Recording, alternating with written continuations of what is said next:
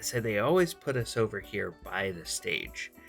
And, when we're going to try to have a conversation like this, we need to go over by the fire. So come on, everybody. Let's bring your mugs and come on over here next to the fireplace. Yeah, it's a little quieter there. Okay, yeah.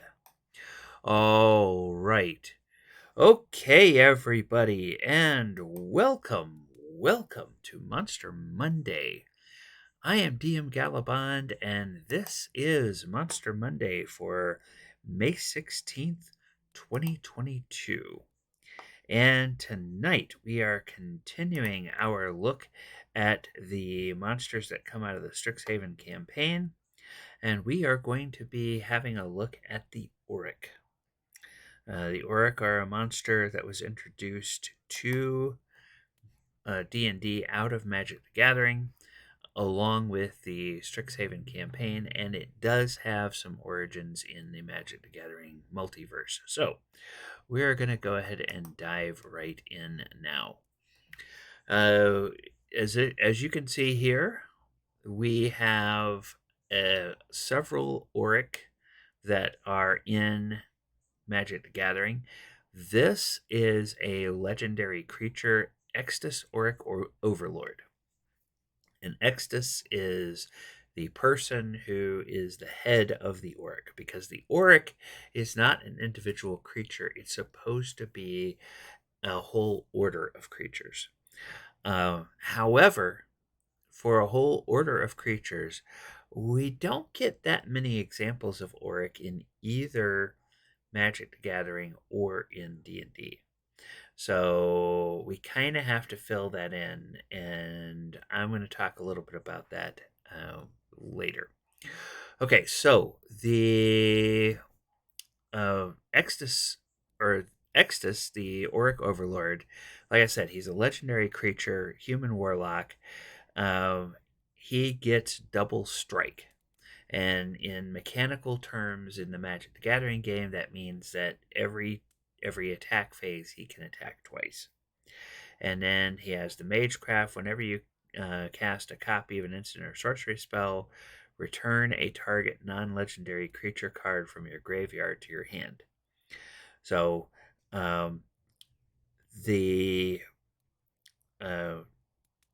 this means that you can go ahead and reuse creatures that you have already played that have been killed and have gone to the graveyard. Now, last time we were looking at a creature that allowed you to do things like sacrificing a monster when you're sacrificing a creature when you bring a monster out. So this guy is a good combination with that, where you can sacrifice a monster to the graveyard and then use this guy to bring those monsters back from the graveyard to your hand and then play them again. So what I've finally been able to figure out by reading some things is that if you look at these double-sided cards, up at the top left, the, in air quotes, front of the card is the one that has the little single triangle, and the back of the card has the double triangle. And then down here at the bottom, it tells you what's on the back, which is a sorcery that costs 8 mana. And of course, Extus himself costs 4 mana. One must be white, 2 have to be black. The last one is colorless. And to play the sorcery requires red and black mana. Okay. And the reverse is something called Awaken the Blood Avatar, which we'll see in a moment. And this destroys creatures from each player and puts a rather beefy token in play that deals damage to every opponent each time it attacks. Casting costs may be mitigated by sacrificing additional creatures. So there's also an Oriq Loremage card that allows you to pull instant and sorcery cards from your library, move them to your discard pile, which makes the Oriq Loremage stronger. All right. And then this is the reverse of our Extus card. Awaken the Blood Avatar. Additional cost to cast this spell. You may sacrifice any number of creatures. Spell costs 2 less to cast for any creature sacrificed this way. So you always have to have at least 1 black and 1 red, but you could sacrifice 3 creatures and bring this guy out for 2. And the token is a 3/6 black and red avatar creature with haste, which means he attacks first. All right, so the Oriq do appear in the official Magic the Gathering fiction. We mentioned a few weeks ago when we talked about Strixhaven faculty that the Planeswalker Lillian Vess poses as a Strixhaven professor in the official fiction, coming to Strixhaven to try to resolve an issue from her continuing story arc. Unfortunately for her, the Oriq are about to unleash an attack on Strixhaven, and Lillian gets pulled into defending the school from these creatures, who appear in every chapter of the official fiction, planning and then executing their attack on the university. So, unfortunately for the Oriq, Lillian is a planeswalker who's dealt with far more sinister foes. And also, unfortunately for the Oriq, rank and file of their organization are made up of mages who couldn't handle the workload to remain in school. Now, I won't spoil the fiction for you, so you can go to the official Magic the Gathering site and review the fiction for the Strixhaven expansion if you wish. Now, another interesting thing about this card is we have said before that in all of the 2-sided creature cards we have seen, the artwork on both sides is created by the same artist, but that's different in this one. And I thought at first when I was seeing these that it was kind of a standard that they must use the same artist for both sides, but maybe that's only if they have creatures, and maybe that's only something they've done in Strixhaven. I don't know. But the artwork for Extus is created by the artist Chase Stone, while the artwork for Awaken the Blood Avatar is created by Kakai Kotaki. I believe that's the correct way to pronounce that name. All right, and now, as we've done in the past, we're just going to take a look at the cards and enjoy the artwork. So we have Extus on the front, we have Awaken the Blood Avatar on the back. And you see what I was talking about, where you have the 1 triangle on the front side for Extus and the 2 triangles in the top left on the back side for Awaken the Blood Avatar. That's the only way I think that I can tell what's supposed to be front, what's supposed to be back. And then here is the Oriq Loremage card, which is a 4-casting cost 3/3 creature. 4 and 2 of the 4 mana have to be black. So you can tap it, put a card into your graveyard, and then shuffle.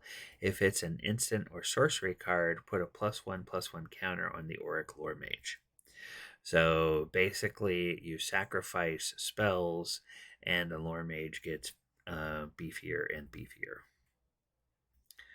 All right, and whoops. Okay, I went backwards there for a moment. All right, so the origins of the monster in the D&D setup. Now, the Oriq hardly appear at all in the campaign. They're set up as enemies of Strixhaven, and they have some kind of shadowy outlaw mage organization that's headed by this character named Extus. Now, there's only 2 encounters in the entire campaign, and both of those come in late stages where the Oriq are involved. They're both part of the final showdown with Mergaxor, who is the villain of the Strixhaven campaign in D&D. So, in the campaign, the Oriq Loremage is reimagined as an Oriq Blood Mage, and is the tougher of the 2 Oriq monsters that are presented. The weaker Oriq is called an Oriq Recruiter, and this creature approaches applicants that are rejected from Strixhaven or students who fail out of college about joining the ranks of the Oriq, And most of the people who are in the Oriq seem to have some kind of personal axe to grind with the university. So the most significant contribution of the Oriq in the campaign is their creation of the monsters called Mage Hunters. And we profiled them when we did our first impressions look at Strixhaven, a Curriculum of Chaos, back when it was published last year. All right. And the artwork for the Oriq Loremage is by Jehun. All right. And a description of the monster, or the description of the two different types of Oriq, are given in the campaign. So, first, what we learn is they're a secret society of mages who wield forbidden magic in the service of their leader, Extus Nar. Nar was in consideration for elevation to the role of Oracle of Strixhaven, but when the founder dragons passed him over in favor of Jadzi, his bitterness knew no bounds. He now uses the Oriq to gather the spells and magical energy he needs to summon a devastating being, the Blood Avatar, to destroy Strixhaven. So the Oriq take pains to hide their true allegiance and wear masks to hide their identities. These masks have magical properties that function only for their intended wearers. That's why you see the Oriq running around in these masks. All right, now this is the artwork that we get in D&D for the Oriq Recruiter, which is a monster that does not come out of Magic the Gathering. So the Oriq work in secret. They infiltrate Strixhaven to search for the magic their master covets and watch for impressionable students and embittered faculty they might turn to their cause. Oriq blood mages create deadly weapons formed from their own blood. They can also sense the life energy within nearby creatures, making the blood mages almost impossible to ambush.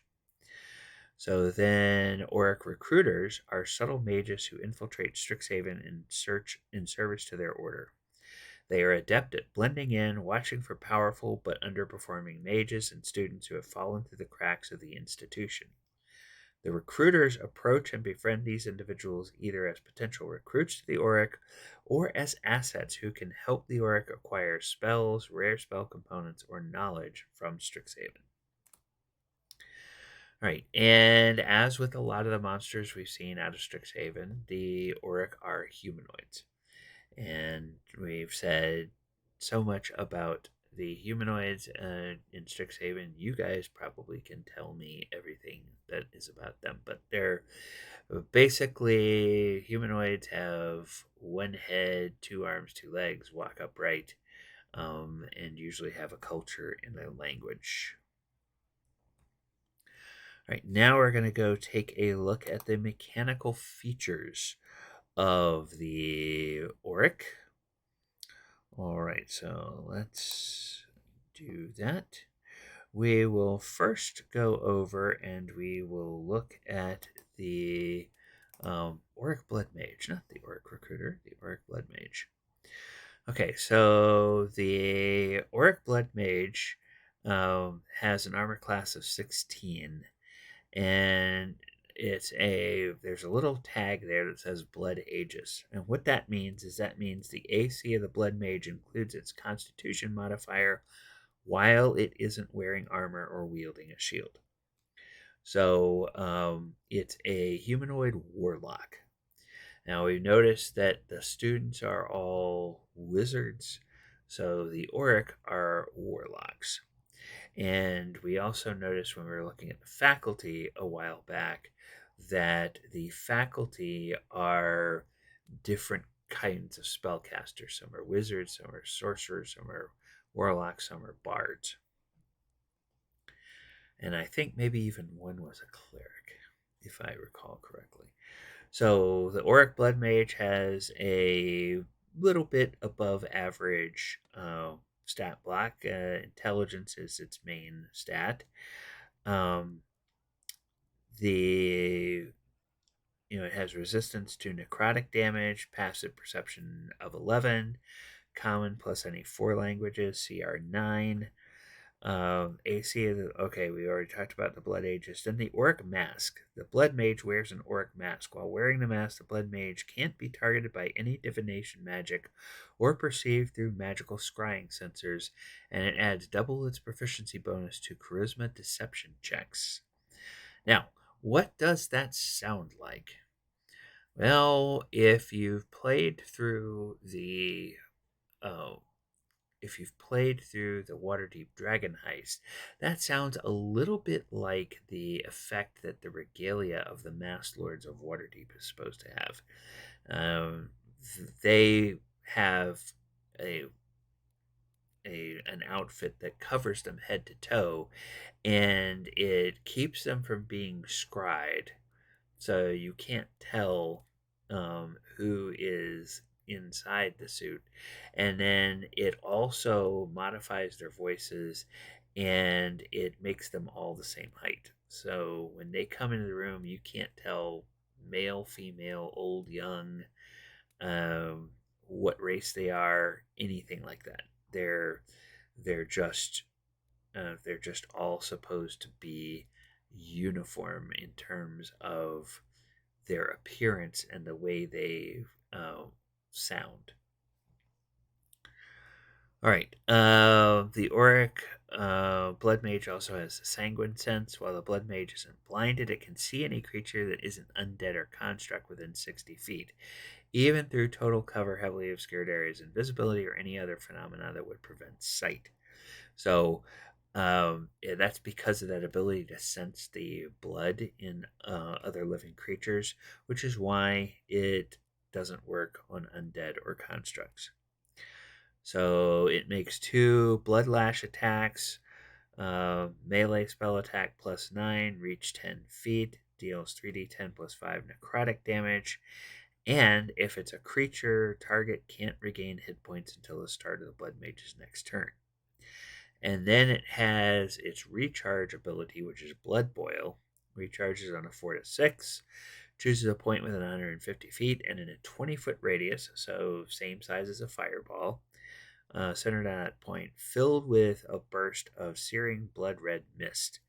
Every creature must make a DC 17 Constitution save or take 7d10 necrotic damage and is incapacitated until the end of its next turn. On a success, it takes half as much damage and isn't incapacitated. And a creature dies if reduced to 0 hit point by this necrotic damage. So, no death saves. If that reduces you to 0, you're just dead. So, CR9, that's a tier 2 enemy for a party, and pretty deadly thing, and it recharges on 4, 5, or 6 on a d6. So chances are, unless you are hitting it a lot and hitting it very hard, it's probably going to get a chance to do that a couple of times. So if it focus fires on one party member, it might indeed take that party member down. And then if it's taken down, you're looking for a Raise Dead or a Resurrection spell. Revivify at the very least. All right, so then we have the Oriq Recruiter, which is also a Warlock, armor class 16, and it's a CR4 monster. Stat block a little bit lower than the Blood Mage. Resistance to psychic damage and immune to being charmed or frightened.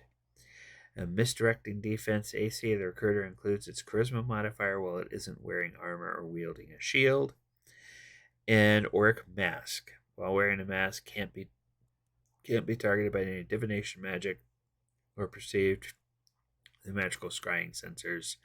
Double its proficiency to deception checks. So multi-attack, makes 2 psychic knife attacks, can also use spellcasting in place of one of the attacks. So melee or ranged spell attacks, and that is range 5 feet or 30 feet, deals 5d6 plus 4 psychic damage. And then spellcasting At will, it can use Disguise Self, Silent Image. Twice per day, it can use Charm Person, and once per day, it can use Suggestion. Now, this here is something I want to talk about. It's a theme that I first really paid attention to and noticed here in the Strixhaven sourcebook, and it differs from the way they presented spellcasting monsters in earlier sources in 5th edition.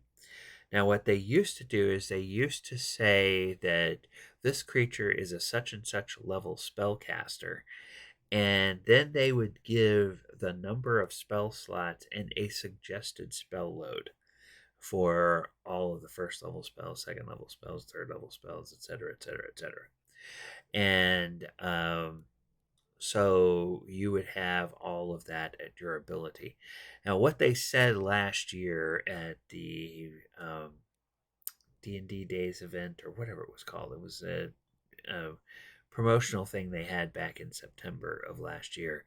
They said that they were rethinking how they presented that, and their idea was to focus on presenting the spells that in their minds, in the designer's minds, are most likely to be used. Because, let's face it, if the only time your party sees this is in a combat, and it's a 12th level spellcaster, well, it's not going to get a chance to use all those spell slots. Because either the monster and its allies are going to win the battle, or the PCs are going to win the battle, probably in 5 rounds or less. So, why give that whole thing? I think that something like this is maybe a bit too much hand holding. It's nice for inexperienced DMs, but I think what would be maybe more helpful is to split the difference, is to say, okay, this creature is an XYZ level spellcaster, which means it has X first level, so many cantrips, so many first level, second level, third level, fourth level, whatever. And then say suggested spells and give an abbreviated spell list like this. So that means if you are inexperienced or you just want to run the monster, you now have a few suggestions of the kinds of things it might be its first go-to in combat. But if you want to design an encounter and flesh out the spell load, you now kind of have an understanding of how many spells this creature's supposed to have, and then you are free as a DM to put those kinds of spells in there. Now, I know that your table, your rules, you can do that anyway, but when they take out the notion of this monster is supposed to be a certain level spellcaster, then that leaves you a little bit having to guess what level spellcaster it should be. So that's all I'm saying. I'm not as happy with the direction they've gone. It may have been too complex the way they were doing it before, but now I think they've made it oversimplified. So that's just one DM's opinion. You can put in the chat if you agree with that, if you disagree with that, or if you're watching the archive on YouTube, put in a comment. Let me know what you think. Do you like the way they presented the spellcasting monsters before, or do you like what they are doing now? All right, we're going to go back and continue looking at these. All right, so we're looking at the Oriq Blood Mage and how to create an encounter with the Oriq Blood Mage. So for a level 4 party, the Oriq Blood Mage is a hard encounter by itself and just beyond deadly. If the party is level 5 or level 6, that becomes a medium encounter. And in order to bump it to a hard encounter for a level 6 party, you can add a single Oriq Recruiter to the encounter. And then from level 7 to level 9, fighting an Oriq Blood Mage becomes an easy encounter. And if you want to make that a hard encounter for a level 9 party, you can add another Oriq Blood Mage. All right, now if you are players and your DM throws an Oriq Blood Mage at you, what are some tactics to keep in mind? Well, first of all, I want that mask. So while wearing its mask, an Oriq Blood Mage cannot be detected by magical scrying, nor can it be the target of any divination spells. Now that's just cool.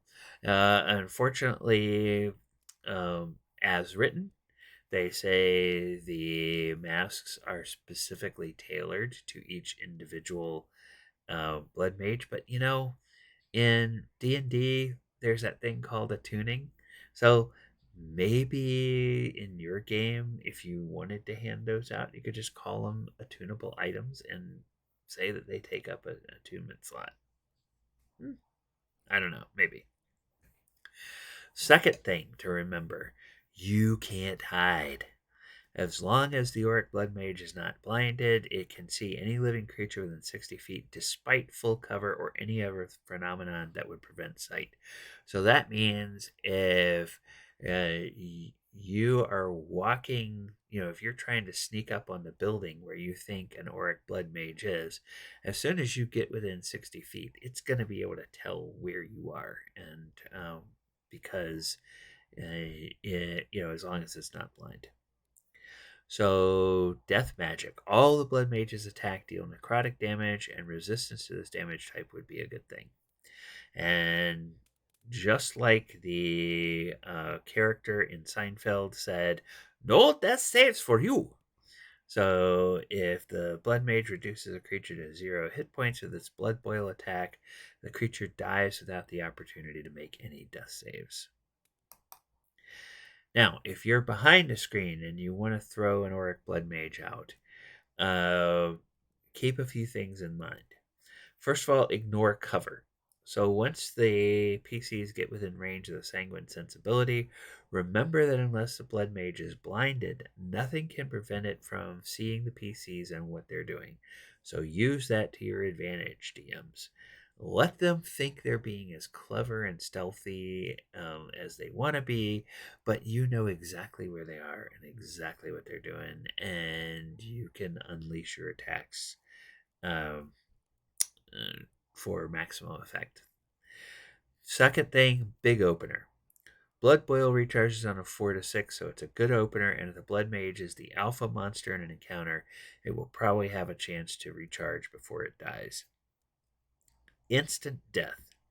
So if you really like testing your players, have any minions focus fire on one PC and then hit that PC with a second Blood Boil once it recharges, and see how your players handle it if you instant kill one of the party members. That is that's something that you want to be careful of if you're playing with players who have not ever experienced any older editions of D&D. They may have gotten so used to the idea of death saves and so used to the idea that it's almost impossible for a 5e character to die. I mean, like to die. Then that might really test them. And it could be a good surprise if they've never in their adventuring career run into anything that has that ability. Now, there are a few monsters out there that have been published for 5e that do similar things. The effect of their attacks will instantly kill, and some of them will instantly turn you to ash. And there's some spells like that as well. So that's those are some things to keep in mind. If you have some old school players that remember the days when in first or second edition, you would never even name your character until they got to second or third level because you thought sure they were going to get killed by the first kobold that came along. Then it those players, they probably wouldn't have so much of a problem with their characters dying. But new players, you might want to be careful how you use this with them. All right, campaign placement. So where would you put the Oriq Blood Mage or the Oriq Recruiter or Oriq Blood Mage in a campaign? So Recruiter is a mid-tier 1 foe, while the Oriq Blood Mage is a good foe for tier 2 PCs as long as it has some backup. So if you're playing the Strixhaven setting, it feels a bit like you have some limited options using the Oriq. So remember the lore that they created in Mage Hunter. So you might throw a few Mage Hunters in as PCs get to higher levels in order to offer a tougher challenge and a bigger array of monsters.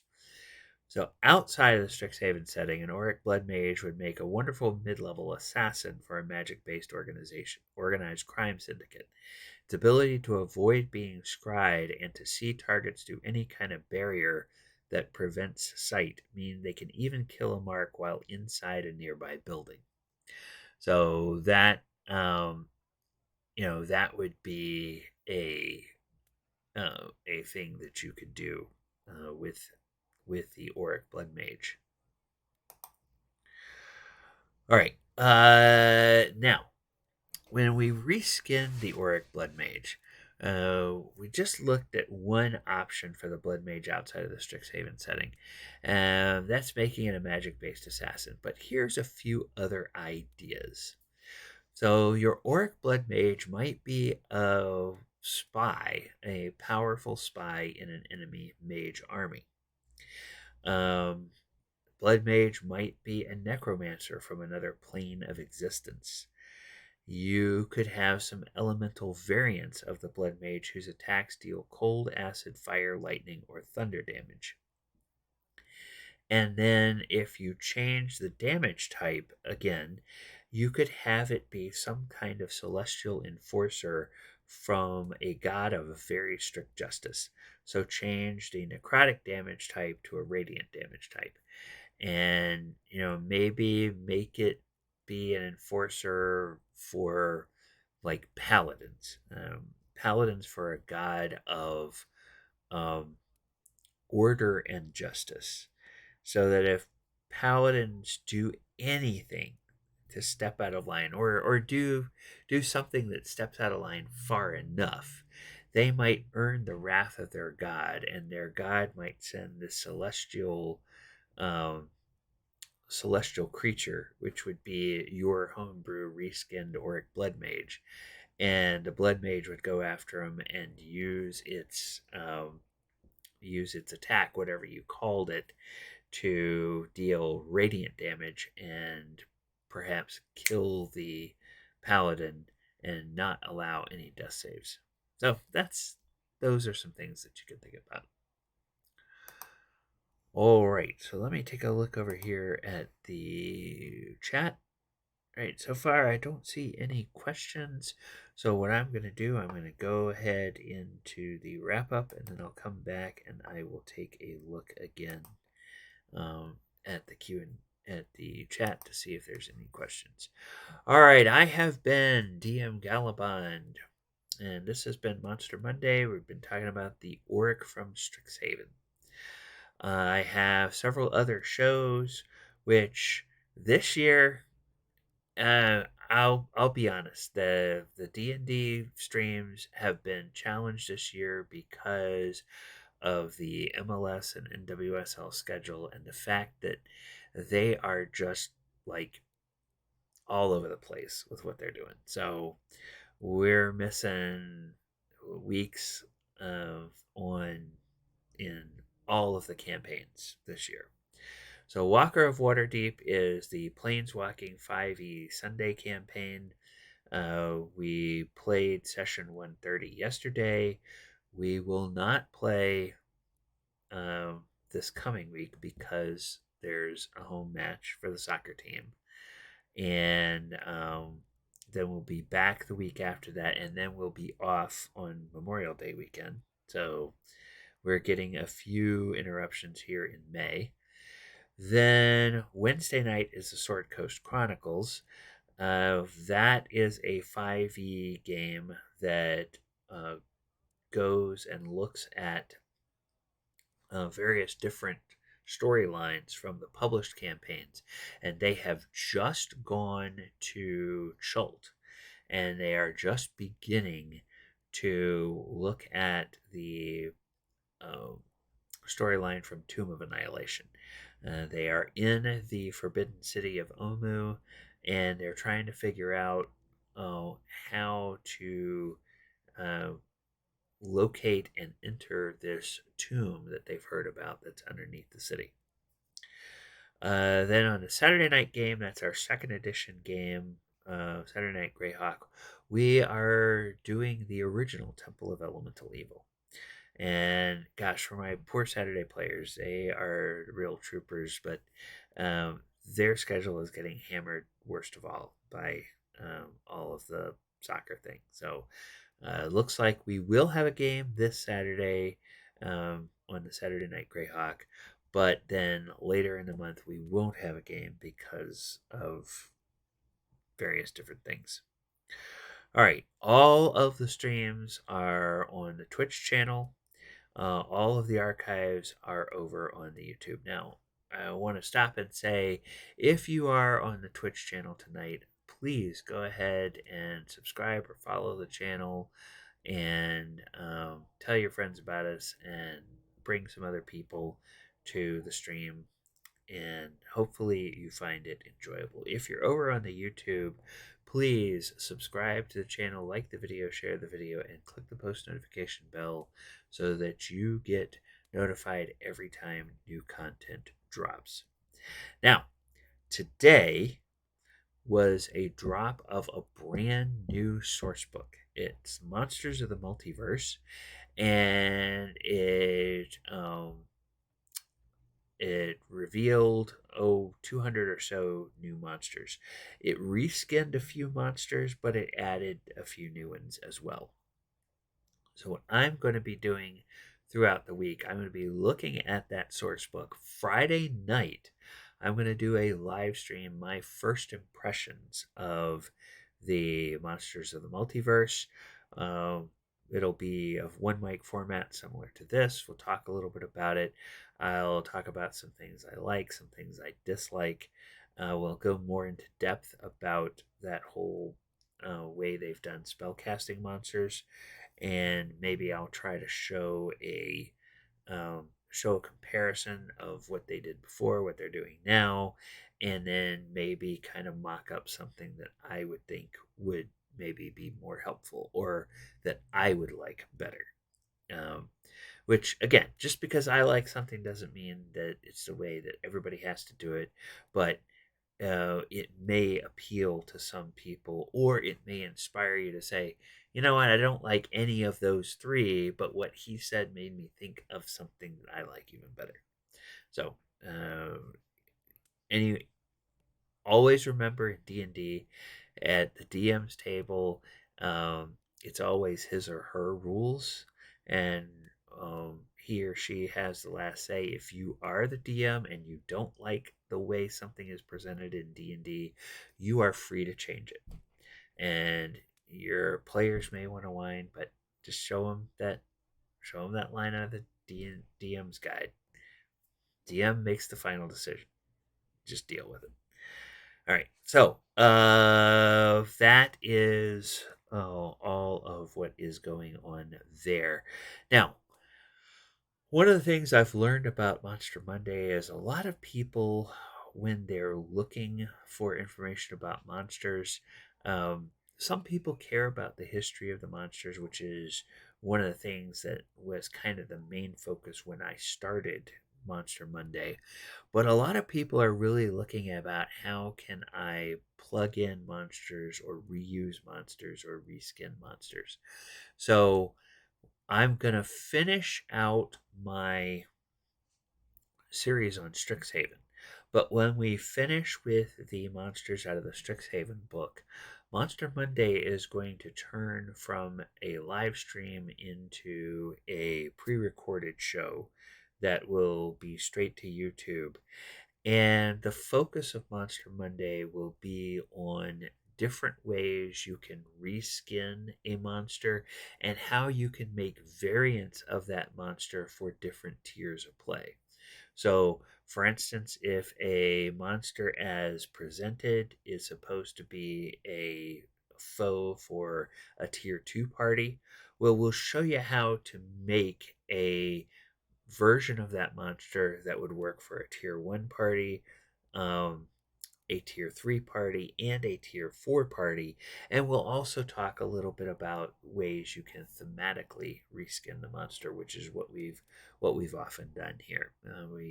We'll continue focusing on the ways you can change the theme of the monster, but we'll also talk about the ways you can change the power curve of the monster. To make it maybe something that is more appropriate. And we will focus less on the history and the other mechanical features of the monster, the description, and everything like that. All right. So, looking back at the chat, I don't see any questions. So, I am going to go back over here and I'm going to bring back our music, and I will just remind you all, I have been DM Gallibond. This has been Monster Monday. Really appreciate you guys coming out tonight and spending some time here. Take care, everyone, and watch out for the monsters under the bed. Good night, everybody.